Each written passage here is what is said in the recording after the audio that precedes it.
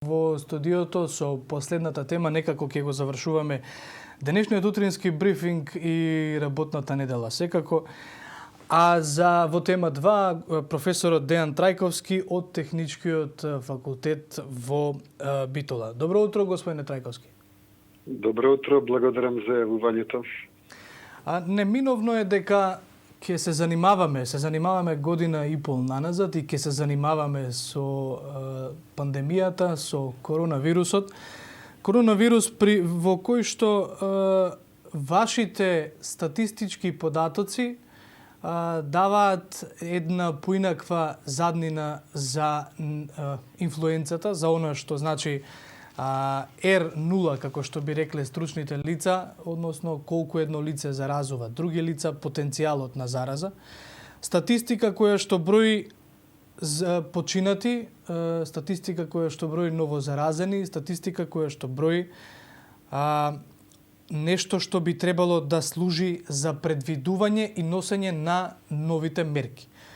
Професоре, што покажуваат вашите последни анализи? Вие правите секојдневни статистички податоци. Што е оно што вие го имате како анализа ваша, нели последна анализа, освежена анализа, и оно што вие го говорите, ние ќе имаме прилика да го гледаме низ графички приказ во брифинг? Да, го споменавте репродукциониот број. Постојат два различни, едниот се вика базичен или основен репродукционен број, а другиот кој што го следиме на дневна основа всушност е ефективниот репродукционен број кој што ја зема предвид и прележаноста на населението. Тој е понизок отколку оној природниот базичен репродукционен број. Врз основа на ефективниот репродукционен број можеме да ги правиме сите останати прогнози на темпото на зголемување на дневните бројки, денот на достигнување на врвот, како и темпото на намалување на бројките. На диаграмот го гледаме ефективниот репродукционен број со 15-дневно усреднување. Овој индикатор има минимално доцнење, меѓутоа сепак дури и тој покажува дека преносливоста моментално е веќе под единица, односно секој заразен во просек заразува помалку од еден, односно околу 0,99 новозаразени. Односно тоа е индикација на забавување на растот на дневните бројки. Инаку пикот, односно врвот на заразувањето, според најновите пресметки од вчера, бил достигнат околу 31 март, што тогаш не можевме да го видиме. Мораше да помине известно време да се забележи и завртувањето на кривата надолу. Тоа можеме да го видиме и на вториот, односно на 1А диаграмот. Ако можеме да промениме. Така? Да. Не знам дали ова графиконот ке... Да, тоа е тој диаграм, да. Би сакал да го коментирам малку него. Овој графикон ги прикажува дневните броеви со исклучено влијание на денот во неделата, односно исклучено влијанието на променливиот број на тестирања, така наречени десезонирани дневни броеви на диагностицирање.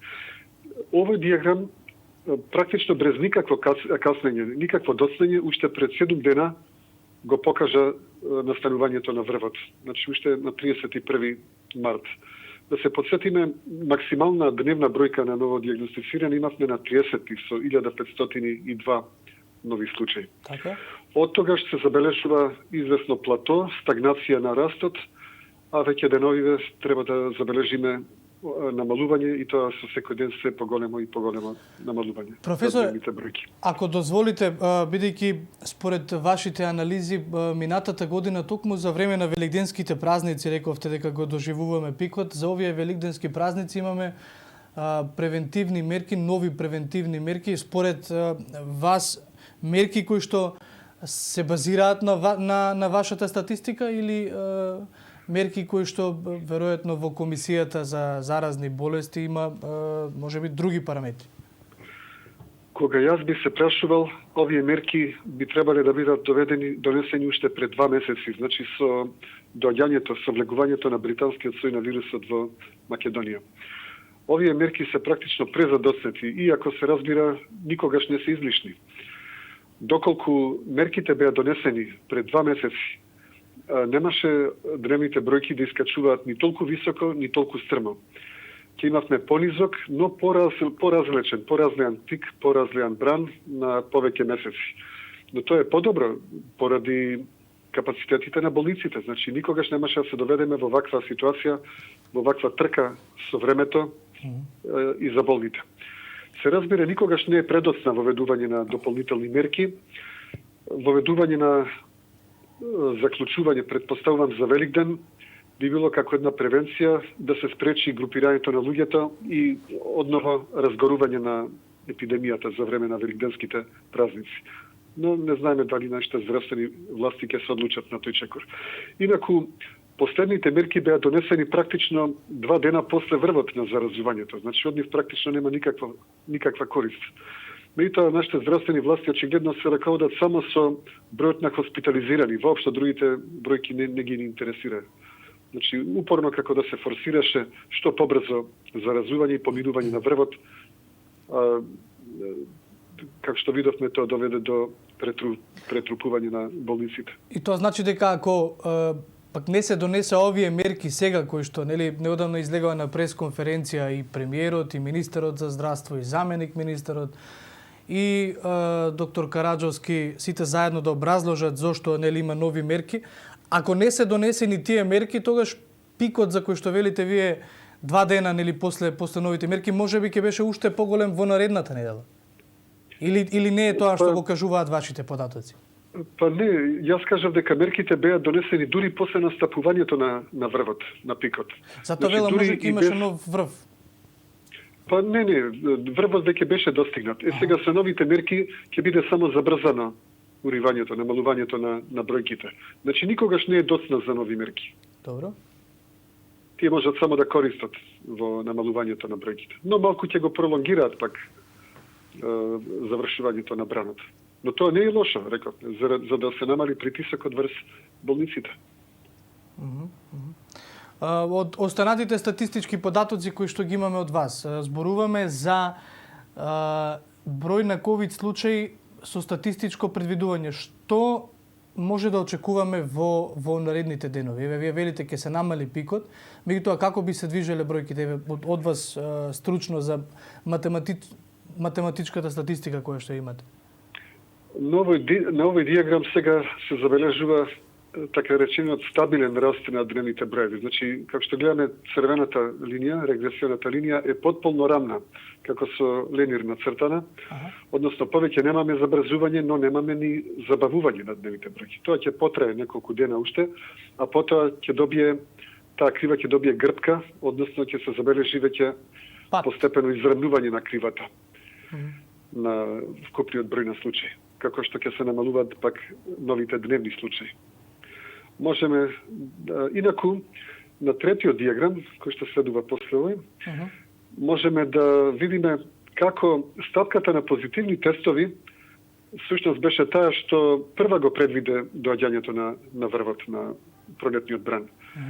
Затоа што токму околу 31. март настапи врвот, еве сега тука добро се гледа, значи црвената линија на овој диаграм го прикажува 7-дневното усреднување, 7-дневниот подвижен просек на стапката на позитивни тестови. Таа значи прва го најави настапувањето на врвот и доаѓачкото намалување на дневните бројки. Значи уште пред да се види намалувањето на бројките. Кога не би имале друг индикатор, следејќи ја само ова крива, би можеле да имаме веќе добра представа за динамиката на епидемијата. На четвртиот диаграм би можеле, наредниот значи, би можеле да видиме што ќе се случува со бројот на активните случаи и активно хоспитализираните. Добро. Тоа е диаграмот 4, број 4. Добро, ова е диаграмот кој што покажува број на активни случаи хоспитализирани. Така, црвената линија го прикажува официјалниот број на активни случаи, додека жолтата линија го прикажува реалниот број на активни случаи. Имаме голема разлика поради нередовното затворање на активните случаи. Тоа се случуваше за време на есенскиот бран. Сега пак гледаме дека нема такво доцнење. Практично заедно одат бројот на официјални со бројот на реално активни случаи. Се забележува дека овој број се уште не го достигнал пикот, меѓутоа денеска ќе биде достигнат. Значи, зборуваме за два врва. Врв на ново заразувањето, кој што помина на 31 март, Добро. и врв на активните случаи. Врвот на реалните случаи се достигнува денеска или утре, додека заради задоцветото затворање на активните случаи, врвот на официјално отворените активни случаи веројатно ќе доцне уште некој ден, но наскоро и таму ќе видиме максимирање. Во најтесна Извинете, професоре, од на кои бројки ние треба да внимаваме? На овие реално активните или на овој задоцнетиот број? Кога јавноста секој ден нели ги следи тие бројки на ново заразени, бројки на активни случаи, кога треба да очекуваме бројки кои што не треба да представуваат изненадување според вас, туку треба да ја согледаме општата реалност? Кога не би се затворале со доцнење активните случаи, како што е моментално случај, имаме минимално доцнење, наместо да се затвораат после просечно 19 дена, моментално се затвораат после 22 дена во просек. Следејќи само таа крива, исто така добиваме информација за врвот на епидемијата. Во најтесна корелација со бројот на активни случаи, бројот на хоспитализирани, тоа е сината линија на овој последниот дијаграм. Таа крива исто така ќе биде максимирана деновиве, значи притисокот на болниците моментално е на максимум. И нема да не се очекува поголемо зголемување на бројот на хоспитализирани над сегашните 1740. Значи, може би ќе дојде најмногу до 1800. Значи, ние сме веќе на врвот на бројот на хоспитализираните, активно хоспитализираните. Инаку, активните случаи, како што гледаме, практично до бројка се изедначени со бројот во текот на есенскиот врв. Значи, и сега не се очекува повеќе од 23.000 активни случаи, значи практично исто како за време на есенскиот врв. Реалниот број е нешто малку помал, но тој е изведен со математички методи за да се исклучи ова влијание на задоцнетото затворање на отворените активни случаи. И конечно зборуваме за уште еден трет врв, тоа е врвот на смртноста. Го имаме дијаграмот на петтата слика, наредната. Кој што мора да признаеме дека денови особено такви вести не погодуваат на национално ниво, бидејќи бројката на смртност во Македонија е 10-та во Европа, е една од водечките на Балканот во моментот. Тие статистики се направени врз основа на нереално високиот број на жители, од 2,08 милиони жители. Доколку пресметуваме со пореалниот број од 1,8 милиони жители, колку што има издадено здравствени легитимации, Македонија всушност е на третото место во светот, веднаш после Чешка и Унгарија. Моментално, освен Македонија, само во Босна имаме висок раст на дневниот број на починати, така да не би бил изненаден доколку во наредните недели Македонија се најде во самиот светски врв, доколку ги исклучиме градовите држави како Ѓибралтар и Сан Марино, многу веројатно дека Македонија повторно ќе се најде во самиот светски врв според кумулативната смртност, кумулативниот морталитет на милион жители. Тој е главниот индикатор, најлошиот, најнеславниот индикатор, меѓутоа Македонија за жал ќе биде во самиот светски врв.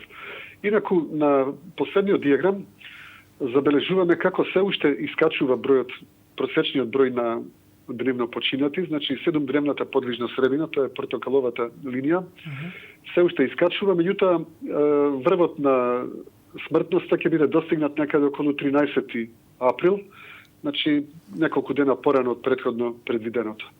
Моментално 7-дневната подвижна средина изнесува 43 древно починати, до врвот не се очекува значително порасне, ќе остане сигурно под 50, може би дока и 47-8 во просек, додека во некои денови се очекуваат и ексцесни вредности, но и тие не би требале да надминат 60 починати, што секако не е малку, но тоа е неминовност во вакви услови, на вакво неконтролирано дозволување на ширење на епидемијата.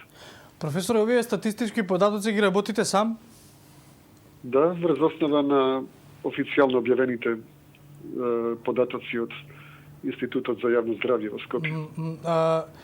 Бидејќи јас претпоставувам дека во време на национална закана се собираат ресурсите, се организираат луѓето и се разговара за превентива, за санација и нели, бидејќи не е само власта таа која што ги има потребните капацитети, таа ги има капацитети за менаџирање и за организирање. Сакам да ве прашам, дали од почетокот на пандемијата, оваа година и пол наназад, сте имале прилика да соработувате со надлежните, можеби заедно правејќи ги овие анализи? Не, официјално никогаш не сум бил контактиран, единствено со новинарите сме разменувале информации. Инаку, доаѓањето на пролетниот пик го најавив уште на 29 јануари, на денот на регистрирање на првиот случај на британскиот вирус. Пресметав неколку сценарија според кои британскиот сој ќе стане доминантен помеѓу почетокот на февруари и почетокот на март. Се оствари едно средно сценарио. Британскиот сој стана доминантен при крајот на февруари. Доколку уште на 29 јануари беа со доаѓањето на првиот случај во Македонија, беше воведен комплетен петодневен локдаун. Тој еден единствен случај не ќе можеше да се расшири толку многу и да доведе до овие бројки. Меѓутоа тогаш никој тоа не го разбра сериозно. Се дозволи епидемијата да избувне со сета жестина. Дури како што гледаме, до последниот момент, додека не беше загрозена стабилноста на здравствениот систем, ниту постоеше намера да се контролираат дневните бројки на заразување. Меѓутоа се плашам дека поуките не се извлечени. Пред нас е доаѓањето на бразилскиот сој на вирусот P1, кој што во Италија е веќе расширен со околу 10% од вкупната популација на заразени лица. Моментално, заради големата преносливост на британскиот сој, тој се уште не доаѓа до израз, но прашање на време кога и тој ќе избувне со сета своја жестина, за кој што знаеме дека има многу поголем леталитет, значи е многу поопасен по здравјето на луѓето, исто така има и голема преносливост. Така да не е прашање дали туку кога тој опасен бразилски сој ќе влезе во Македонија, ако не е веќе и влезен. И тоа не можеме да го регистрираме заради доминантниот карактер на британскиот сој моментално. И тоа значи дека сите овие статистички податоци воопшто не може да дадат реална слика за тоа колку ќе трае борбата, така? Бидејќи ние не знаеме ни мутација на вирусот. Еве вие зборувате за бразилскиот, сега има некаков нов трет сој кој што ќе влегува полека веројатно по државите и можеби ќе има влијание врз самата вакцина која што без разлика нели од сите производители каква е, некои од нив влијаат на британскиот, некои не влијаат и може само да очекуваме дека во наредните не месеци туку години ќе имаме спласнување на овие криви кои што вие ги презентирате, меѓутоа никако крај на пандемијата. Да, бреновите ќе доаѓаат и ќе заминуваат со доаѓањето на нови соеви. Токму затоа единствен спас сите поголеми држави гледаат во масовната вакцинација. Доколку Македонија не се одлучи за масовна вакцинација, се плашам дека кај нас ковидот ќе премине во еден вид ендемска болест. Не верувам повеќе да видиме вакви големи избилдувања како овие два последни брана, меѓутоа тоа ќе стане една долготрајна, здодевна болест со помали или поголеми врвови уште многу години. Доколку кај населението не се подигне свеста за масовно вакцинирање. Инаку, според моите последни пресметки за опфатот со вакцинација и евентуално постигнатиот степен на вакцинашки имунитет, доколку согласно анкетите, 50% од возрастното население, односно околу 710.000 луѓе би се вакцинирале, сепак степенот на колективен имунитет, земајќи го предвид и имунитетот од прележување, ќе биде околу 71%, што е помалку од 75%, и тоа е критичното ниво за спречување на епидемиско ширење на британскиот сој на вируси. Поради тоа, значи, уште долго време ќе имаме прележување, разболување, прележување и дополнување на имунитетот со тој природно стекнат имунитет од прележување. Но тоа е најмалку научниот, најмалку стручниот начин Да се објасни. гледаме дека други земји пред се Израел колку сериозно ја сватија вакцинацијата, дури и нивното население, за нив е тоа прашање на национална гордост сите да бидат што побрзо вакцинирани и да стават, и гледаме успешно ставија крај на епидемиското ширење. Да. Тука има и економската моќ на Израел, економската моќ на еве вчера имавме прилика од доктор Лазаревич да слушнеме и во Дубај дека е вакцинацијата и таа имунизација, процес на имунизација оди безпрекорно, меѓутоа зборува и за економската моќ на државите и една политичка премиса на тоа како може да се обезбедат вакцини. Не се, професор, јас ќе ви се заблагодарам за учеството во утрински брифинг и верувам дека и понатаму ќе имаме можност да ја користиме оваа ваша анализа и вашето гостување во брифинг. Ви благодарам за интересирањето, стојам на располагање во секое време до гледање. Благодарност.